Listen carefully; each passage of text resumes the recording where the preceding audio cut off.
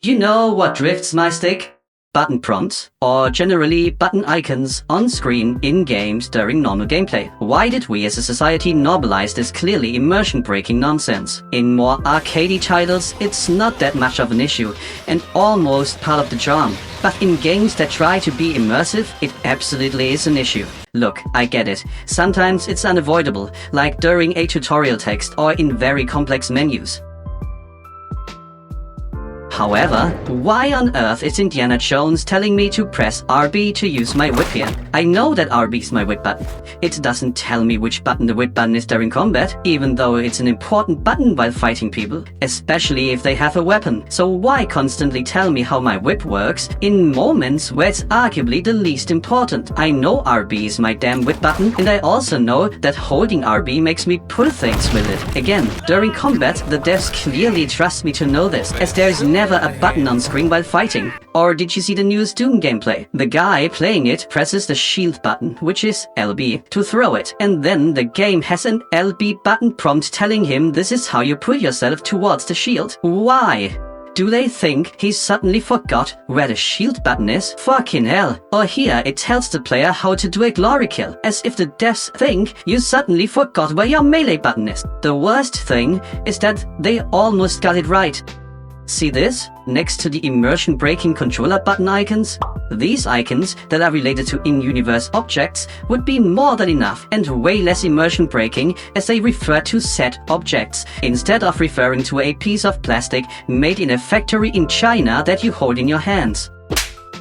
But even that icon could be completely removed, and instead they could make your shield glow green, for example, to signal that you are in range to pull yourself towards it. Green is already the color they use to signal shield-related stuff, like parries and deflectable projectiles. The shield also glows green while throwing it, so why not make it glow or pulse green here, as a subtle signpost that you can now pull yourself towards it. I'm sorry, but wouldn't that be just so much more elegant? Am I crazy to suggest this? And glory kills are already indicated by these colored rings. Why have two different ways instead of only the single, more elegant one?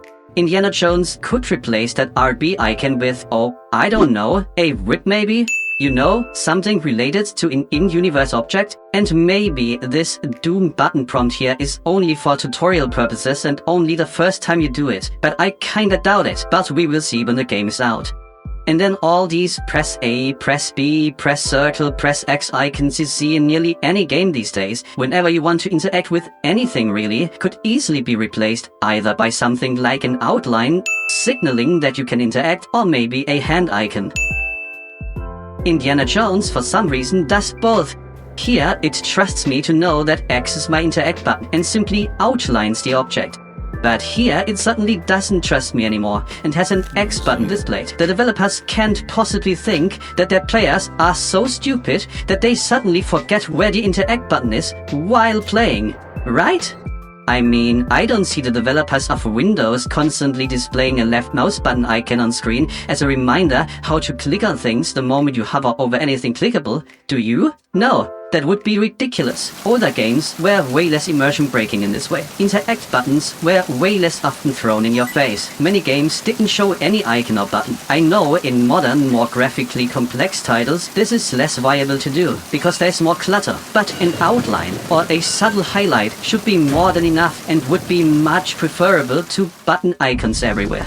In short, developers should strive to minimize the amount of times the player is confronted with controller button icons. Button icons are immersion breaking and entirely unnecessary in 99% of the cases they are used in. They could be replaced with more theme appropriate icons or more subtle signpostings like outlines. So anyway, this was my rant for today. Shutting down.